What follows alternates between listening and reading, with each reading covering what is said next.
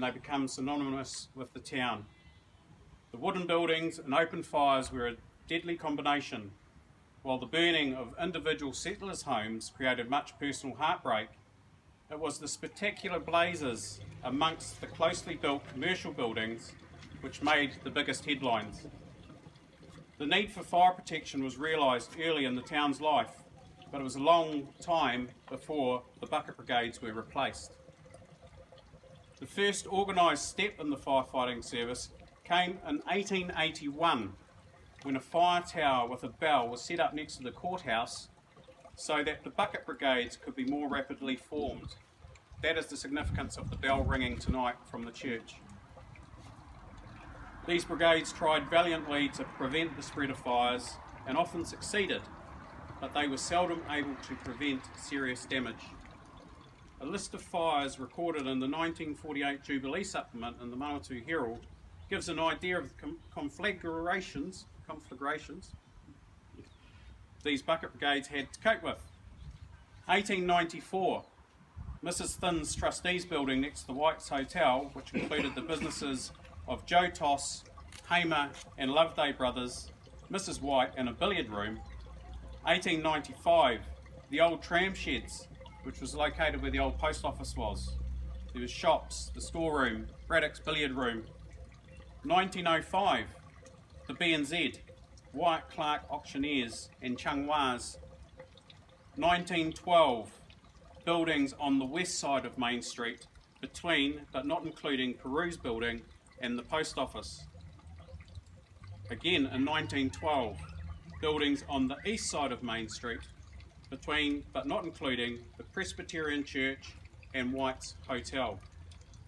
1918, White's Hotel, Wanklin's billiard room and J.M. Barr's drapery.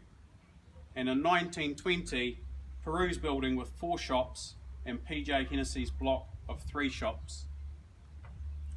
This last fire seems to have been the final straw for Mr. Peru, for he was one of the leading figures at the public meeting calling to form a fire brigade, surely Foxton's most needed service organisation.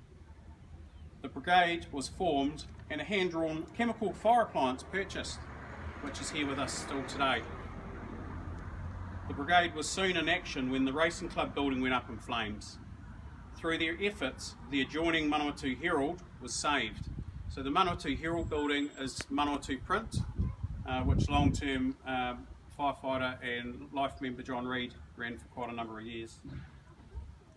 The Foxton Fire Board was set up in 1922, who then borrowed £1,450 to build a fire station, purchase a motorised fire appliance, uniform, hose and other equipment. In 1923 the fire station was opened. It cost a total of £875,000, and that was to house the Model T appliance, which cost £250. This appliance was noted for its lack of speed, as cyclists, including late arriving firemen, would pass it on the way to fires. Although there were still fires, they were nowhere as disastrous as the earlier ones.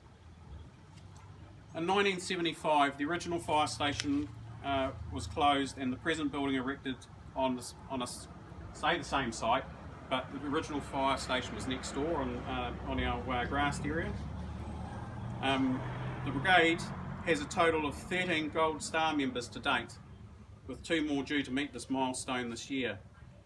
There are a total of 276 past and present members associated with the brigade. Family connections were not uncommon: fathers, sons, daughters, brothers, uncles, grandfathers, and later on wives and husbands. Some of the names I can identify as families include the Bettys, where they had about 10 or 11 serve throughout the years of the fire brigade. The Burrs, the Carters, Cowans, Clement, Dunn, who also includes Mike Garrard, whose Midge and Dobbin were his uncle.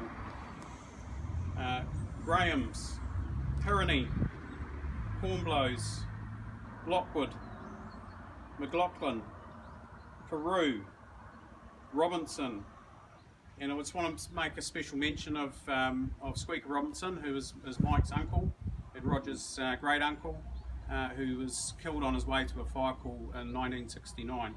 Oh, sorry, he was hit on the way to a fire call in 1969 and died a short time later. Scully, Solomon. Now we've got father, husband and wife team as well in there, brother-in-law, brother. Stratford, Vertigen, Walls, Williamson, and I actually forgot my own name, so there's two of us from the Sayer family as well. And I'm sure there's many more family ties that are involved. Our appliances over the years, they've obviously varied quite a lot from what you can see here. An 1890s Knott soda acid chemical pump, a 1920s Ford Model T, a 1938 Chevrolet, 1964 Bedford TK, a 1962 Bedford S. So you might see we went backwards in time to get a Bedford S, which was a double cab enclosed appliance. So it was a bit of an upgrade going, although we did have to take a step backwards. The Bedford S was replaced by our beloved 1983 International Acco, which a few of us learnt the drive in. We then received the 1989 Hino, and then started our journey with Iveco Eurocargos, which we've got here today, in 2006, 2012, and our current one, which arrived in 2016. There's been lots of changes over the years. I mean, obviously, to start with, there was no fireboard, and the fireboard was created.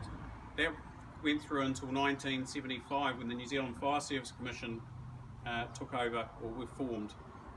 And just 2.5 years ago, Fire and Emergency New Zealand took over from New Zealand Fire Service Commission. Now the call numbers obviously have changed a lot from 1920. For the first 2 years there were no calls, fire calls at all. The types of calls that obviously we went to changed over the years. To give you an idea, in the 40s and 50s there were an average of 19 calls per year. In the 70s and 80s there's an average of 45 calls per year, and now we attend approximately 150 calls a year. And one of the reasons for that is that, obviously, as we said, the call types have actually expanded to what we do. Now, going through the occurrence books or the roll books, we attended our first motor vehicle crash in 1974, and it was, I believe, the early 80s when a new set of ENIPAC was raised by Lions, I think. Rotary. It was one of the service clubs, sorry. But yeah, I do want to obviously acknowledge those that have passed and helped form this brigade, and also our current members who stand here before us. I'm very proud to lead you all and be in the position I am. Thank you. Call forward, Gary.